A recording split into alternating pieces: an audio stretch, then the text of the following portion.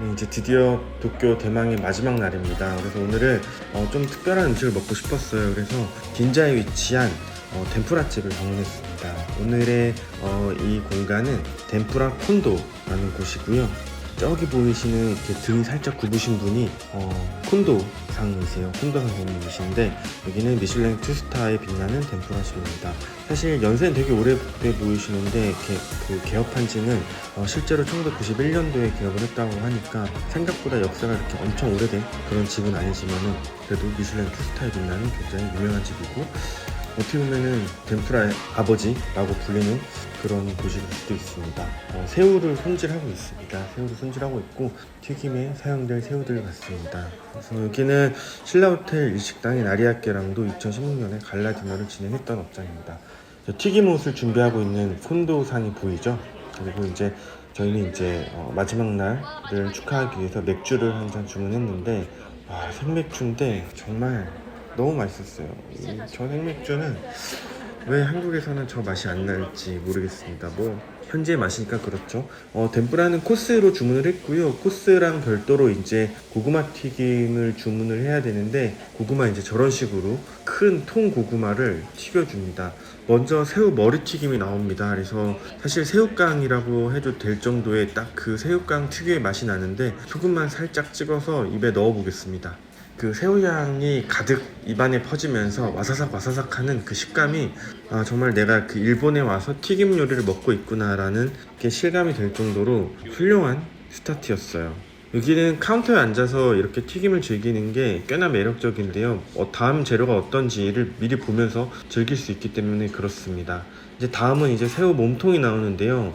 겉은 바삭하기보다는 약간 포솔포솔하다 그래야 되나요? 포솔포솔하고 속은 촉촉합니다. 그래서 그 딱딱한 튀김이라기보다는 굉장히 부드럽고 이제 식감이 좋은 튀김이라고 보시면 될 것 같고 약간 튀김옷을 줄여서 두 번째 새우튀김이 나왔는데 일본에서 먹는 이 덴푸라 요리 같은 경우에는 튀김 요리라기보다는 그냥 좋은 재료를 기름을 이용해서 맛을 좀 더 배가시킨다? 는 게 좀 더 맞는 것 같아요. 우리가 흔히 어린 시절에 먹던 제가 이제 중고등학교 시절에 즐겨 먹던 떡볶이 튀김 범벅의 그 튀김하고는 좀 사뭇 결이 좀 다른 그런 느낌의 튀김입니다. 그래서 덴푸라라는 표현이 오히려 좀 더 맞는 것 같아요. 같은 튀김이긴 하지만 그 다음에는 저기 보시면 이제 콘도상이 이제 튀김의 종류에 따라서 적절하게 이제 튀김을 꺼내 주시죠.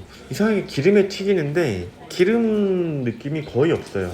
그래서 같이 간 저희 이제 오가나셀 부대표 이제 효진이 같은 경우는 이 튀김류를 원래 안 먹거든요. 치킨도 안 먹는 친구예요. 느끼해가지고. 근데 이날은 다 먹더라고요. 그래서 그렇다는 것은 그만큼 이 덴푸라가 굉장히 담백하다라는 걸 볼 수 있겠죠.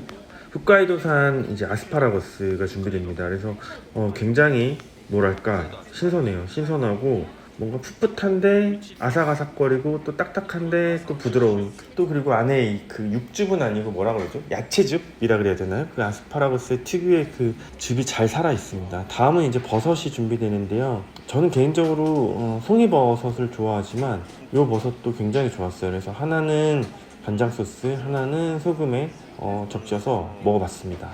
역시나 재료가 훌륭했던 그런 버섯이었고요.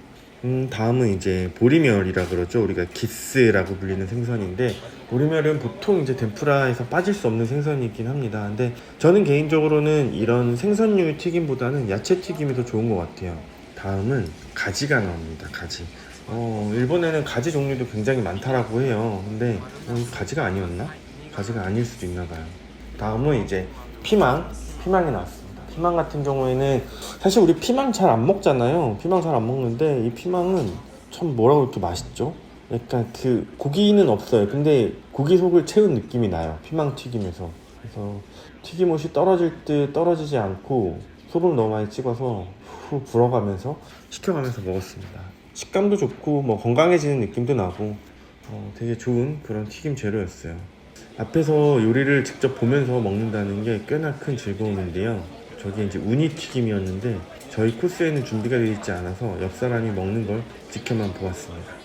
다음 나온 건 뭘까요? 네, 관자입니다. 조개 관자. 보시면은 그 속에 되게 속까지 열이 잘 전달됐지만은 속에는 약간 신선한 게 남아있는 게 보이죠? 그 다음에 이제 양파가 준비되는데, 와, 양파도 되게 귀여워요. 양파 되게 귀엽고, 파의 어떤 매운맛보다는 되게 달달한데 또 아삭아삭거리는 양파의 특유의 식감도 잘 살려낸 그런 튀김 요리였습니다. 덴푸라 코스랑 그 생맥주랑 굉장히 잘 어울렸어요. 그리고 이제 장어죠. 안하고가 나온다는 건 이제 튀김옷이 거의 끝난다라고 보면 될 것 같아요. 붕장어 튀김인데 고소하고 담백하고 또 장어 특유의 약간의 흙맛도 나지만 그게 거슬리지 않는 어떤 장어의 풍미를 살려주는 그런 튀김이었습니다.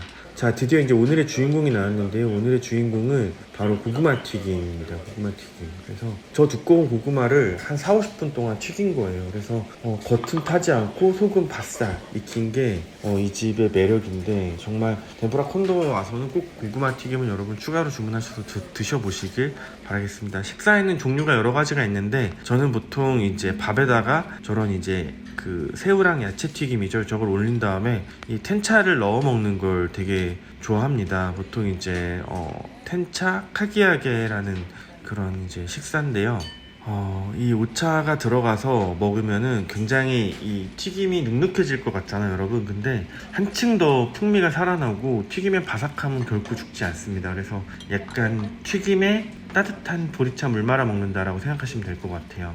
이렇게 식사를 마치고 이제 좀 더 마무리 일을 본 다음에 드디어 이제 공항에 왔습니다. 여기는 인천 나리타 공항이에요. 나리타 공항이고, 돌아가는 길은 다행히 이제 비즈니스석을 구해서 나리타 공항에서 이제 생맥주도 이렇게 기계로 따르는 걸 오랜만에 또 체험을 하고요. 근데 이 나리타 공항 생맥주는 그 덴푸라 콘도 생맥주에 비해서는 상대적으로 좀 맛이 좀 떨어졌어요. 그리고 이렇게 공항에 오면은 제가 컵라면을 가끔 몇 개 챙겨가거든요. 그래서 딱히 별 말을 안 해서 과자랑 컵라면 몇 개를 챙겨가서 한국에서 그 약간 추억 향수를 즐겨보도록 하겠습니다.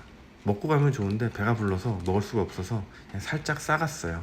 자, 돌아가는 길에 또 기내식이 준비가 됩니다. 배가 상당히 부른 상태였는데 그냥 그 해산물이죠. 생선찜 같은 게 나와서 밥은 빼고 야채만 좀 즐겼습니다.